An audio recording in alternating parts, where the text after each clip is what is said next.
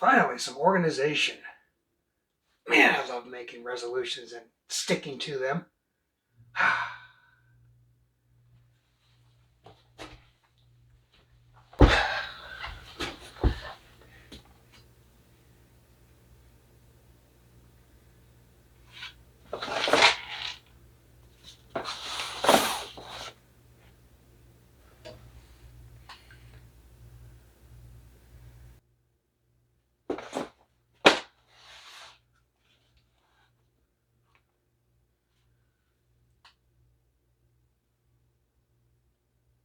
So I thought to myself, what better way to start out 2021 than to commit to you at least 3 model builds throughout the year.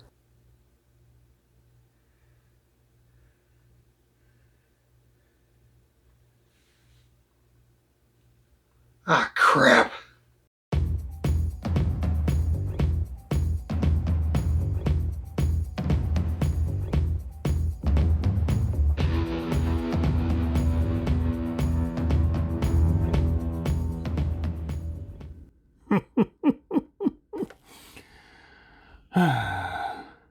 Who knew I was going to take a sabbatical?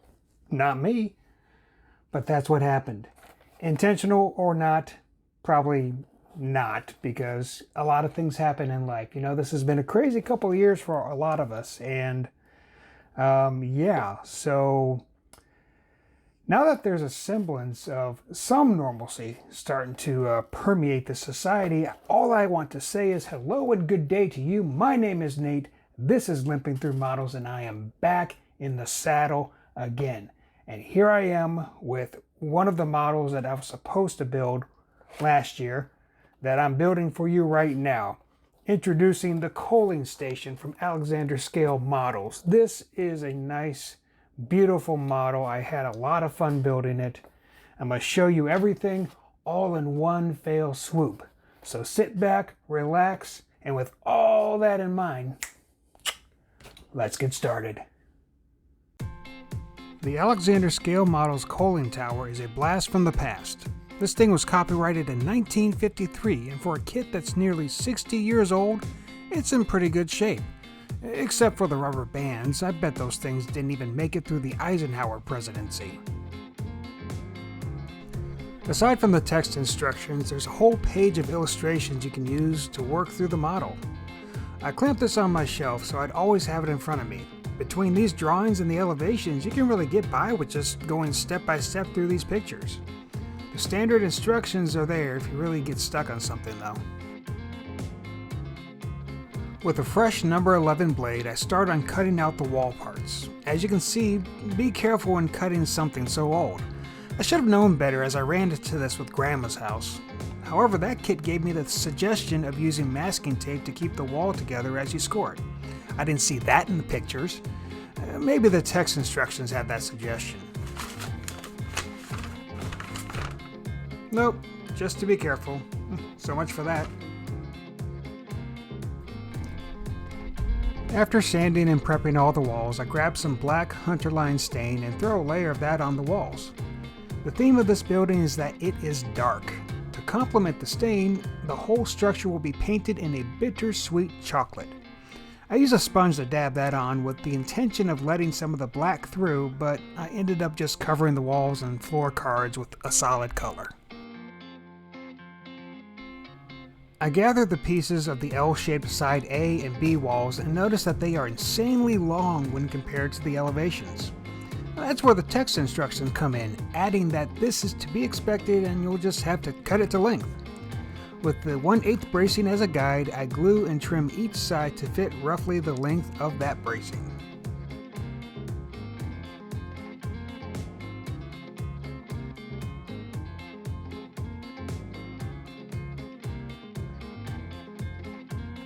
Bringing side A and C together proved to be a little troublesome until I swooped in with my 1, 2, 3 blocks to add some squareness to this building. I built up the rest of side C, trim up the bottom of the side, and bring in side E to square up the structure. Side D is the internal wall underneath the overhang that the coal pocket will butt up against. Finally, the flooring for the upper house is trimmed and put in place. Imperfections and gaps in the wood are sponged away with some more paint. After scraping off most of the dried out rubber bands, I place all the other wood parts in a hunterline wash and lay them out to be painted with that same sweet, sweet, bittersweet chocolate. I want some candy now.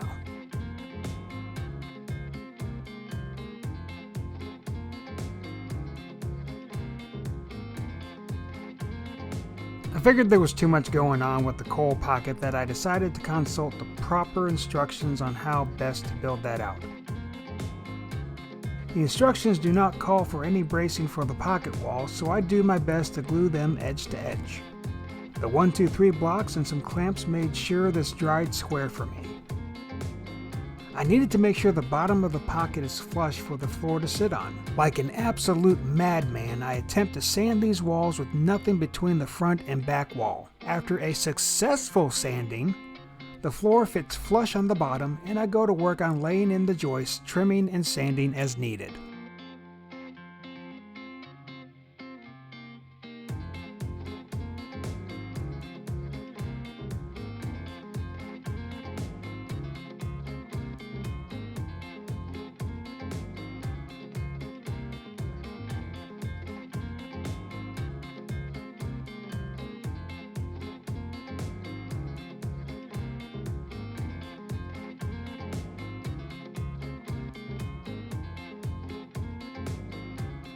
Dang it, I was on mute.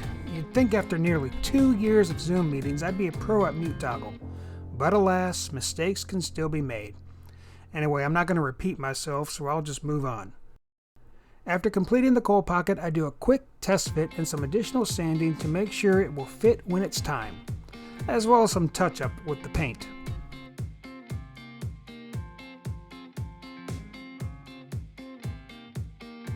One thing I like about this kit is the wood trim comes pretty much pre-cut.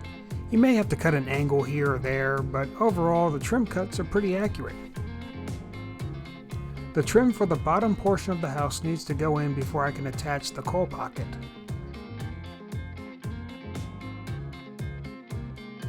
After that is in, I locate and measure up the cross beams that support the bottom of the coal pocket and attach those and their cross members at the front and back.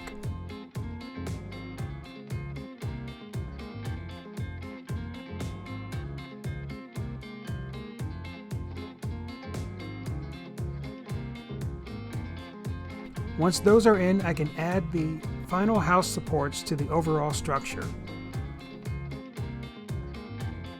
With all the base posts in place, I attach cross braces between all the supports.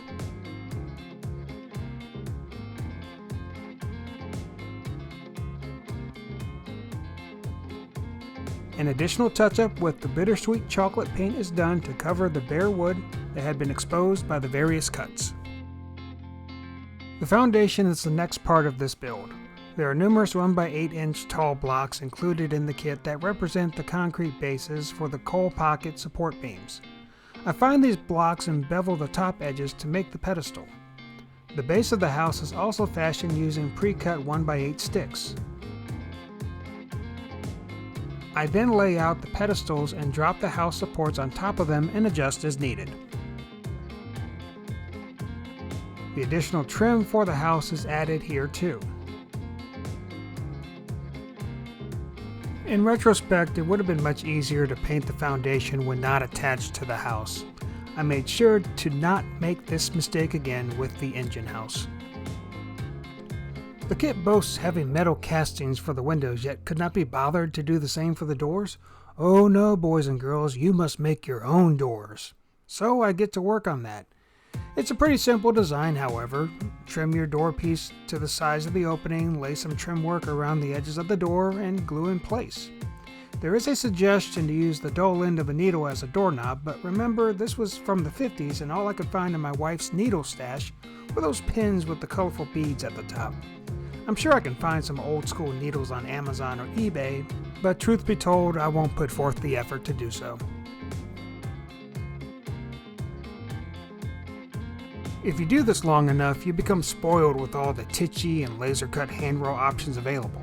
But no, in the 1950s, you had to work for your finer details. And those details start with the platforms for each landing of this monstrous, hardly safe by today's OSHA standards, staircase.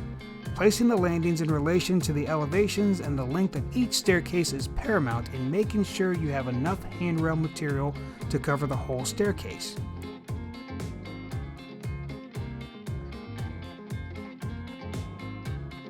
A touch-up here, there, and anywhere where I feel the need is done before I move to paint the staircases.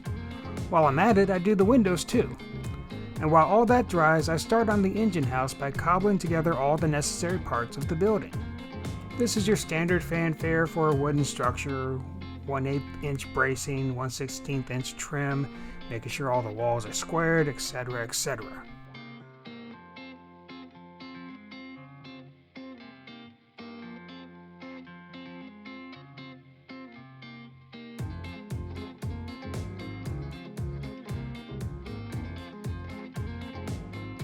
And, as proof of learning from my mistakes, I even painted the foundation before I glued the walls on. After one last coat of paint, I decided to squeeze whatever life was left out of my super glue to do some reinforcement and placement of the metal windows.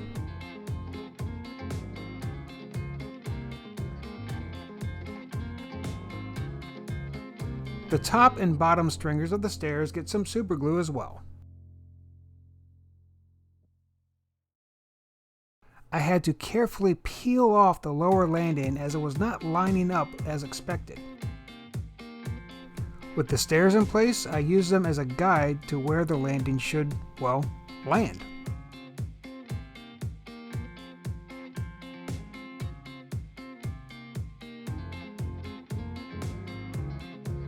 The stairs reaching the ground were installed as well.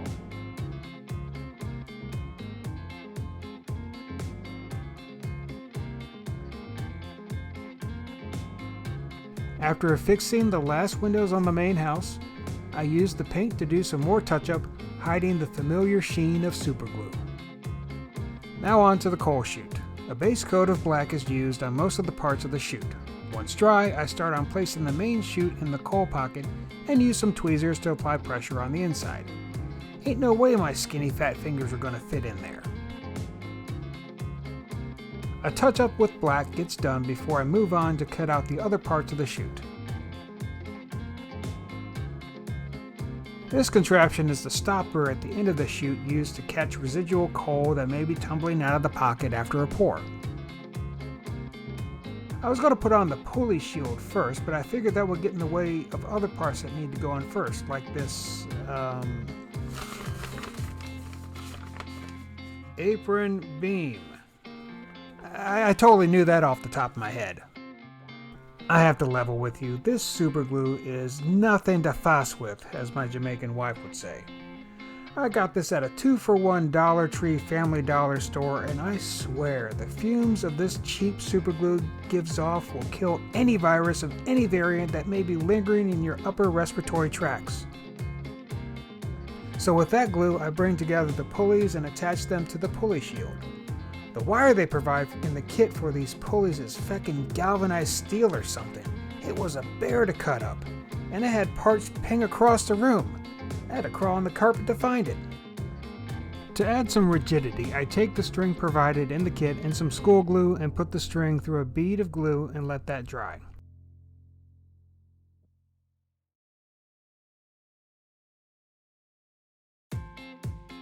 While the rope stiffens, I start back on the engine house and work in the window panes and use that noxious super glue to attach them.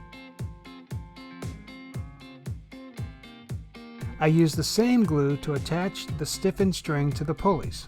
Seriously, I should have followed this whole well-ventilated area warning when using this stuff.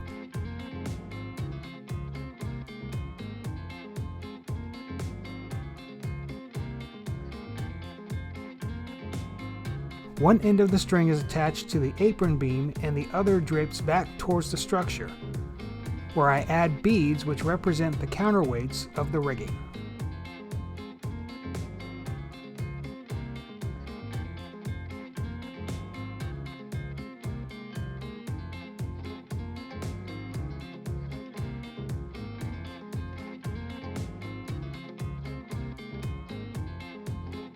After a bit more bittersweet touch-up, I start applying the glazing to the windows. I don't do anything special here. I cut out the squares big enough to cover the window openings and attach them directly to the wall supporting the window. I think I can live with that 1/16 inch gap between pane and lattice. The roof pieces are pre-cut, thank God, and exposed underhanging parts are painted thrice over with bittersweet chocolate. I decided to cobble together a special color for the roof paper as I did not want it to be straight black or gray. I had this thought of something in between, and I think I was able to capture that, at least to my liking. I then moved to my typical method of applying any roof or shingles and add the double-sided tape to my roof cards. Credit goes to Foscale Models for this technique. I believe they sell the tape on their website too, but it's just your typical 3M double-sided tape you can probably get anywhere. Roof strips are cut in 7/16 inch wide strips. Credit goes to JL Innovative for drilling that number into my head. I then cut the strips into random lengths to force my hand in adding variation when laying out the tar paper on the roof. Each row is laid out one tape strip at a time, and I make sure to overhang the paper by at least 1/18 of an inch on each side.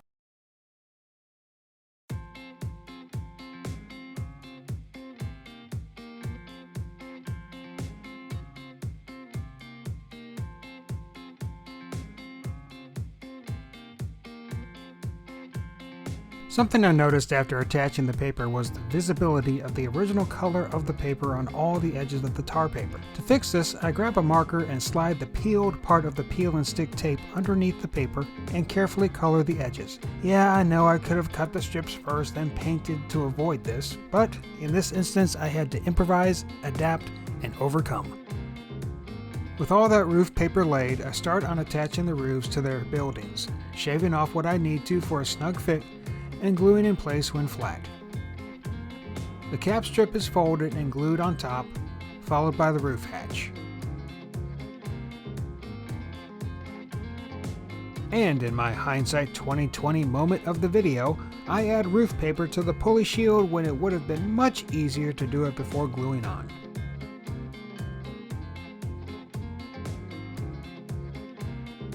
A marker is used to touch up the underside of the roof paper in an effort to mask the original paper color.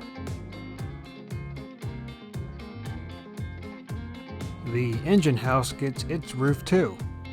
Yay.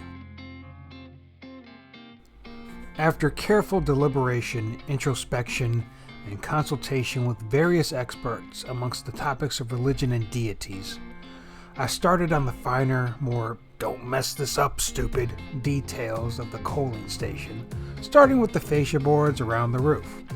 With enough sanding and appropriate use of my angle lines on the cutting mat, I was able to create a respectable fascia.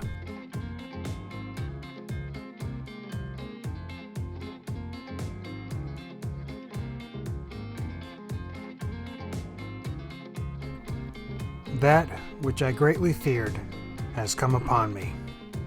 The stair railings. The approach here is top down, adding all the support beams for the railings first, then the main railing on top of those, followed by the center rail. Support beams were cut to length and spaced out based on the drawings. Top railings were cut to length and laid down, followed by the center rail.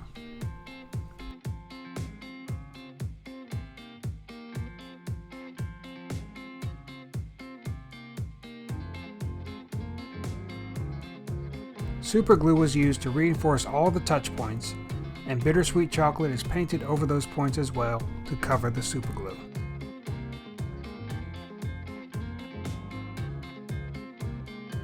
The lampposts are now bent into shape. There's a close-up diagram I used to bend the top portion of the lamppost, and the rest of the elevation gave me the approximate length of the whole post.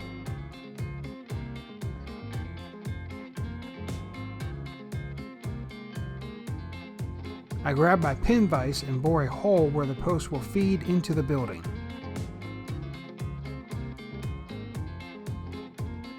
The completed lamppost gets attached with super glue.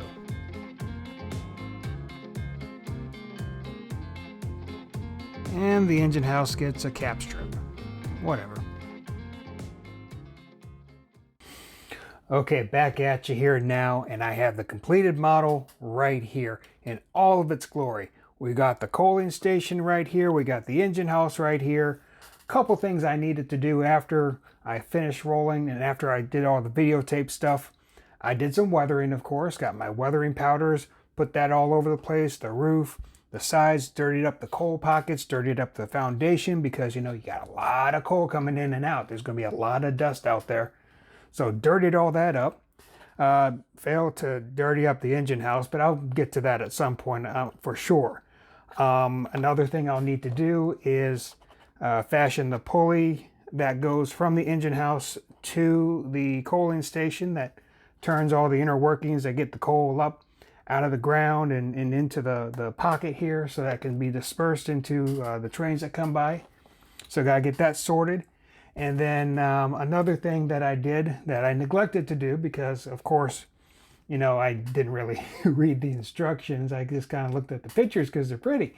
And I neglected to include the braces that go around the coal pocket.